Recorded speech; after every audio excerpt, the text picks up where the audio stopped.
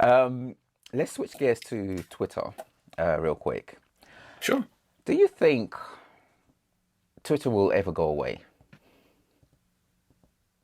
Oh, It's no, it no, I don't think it will. because I it's think culturally it's so ingrained. It's such a thing. Um, I think even Musk's best intentions to well, not destroy. He doesn't want to destroy it, but I think it will endure. I mean, I'm less happy with it now than I was, and I've been growing unhappy with it for the last 2 years. But I think as a thing, it's just too important. Now it's just mm, too culturally significant, and I'd say it for almost any social network. I think Twitter is probably the most unique in that. So Facebook has chased Instagram and others, and then eventually just tried buying them. Obviously, Meta then bought all of them. mm, Insta's tried chasing and keeping, and reasonably successfully with TikTok, and obviously YouTube's been able to kind of move into that. And Twitter's been one of the few that its method of social hasn't. No one else has really tried taking a slice out of.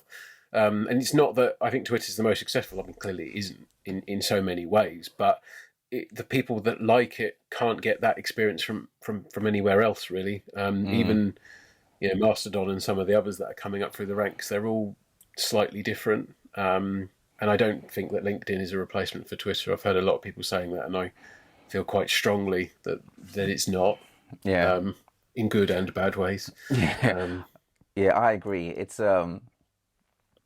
something that I'm keeping my eye on because it will indirectly affect search, of course, because Twitter mhm, is very much ingrained within search. And the whole idea of having or paying for verification, the blue check mark, how is that going? I'm mm, wondering, how is that going to impact search? Does it mean credibility will be placed mm, or weighted with those who have a blue check mark, but then they're paying for it? And if you're paying for it, surely I can create five mm. profiles and pay for all five.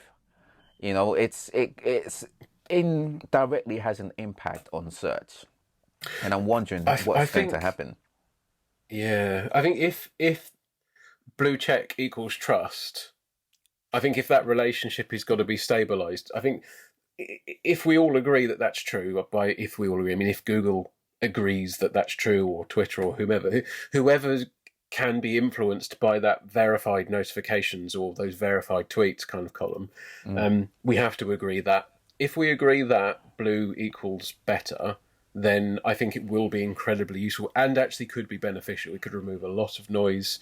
Um, the issue I have, and I don't know how reconcilable this is pay to play or pay to win kind of ways of doing this. Is, well, yeah. as you said, whoever's got the money to buy it. I mean, you could level this at any paid advertising, so it's not a new Hmm. phenomenon in marketing. But the paying for it bit isn't as much my problem. It's actually how easy is it to defraud, to imitate, to kind of lie, and that blue check mark gives you power that you shouldn't have and isn't right to. And obviously, we've had teething troubles.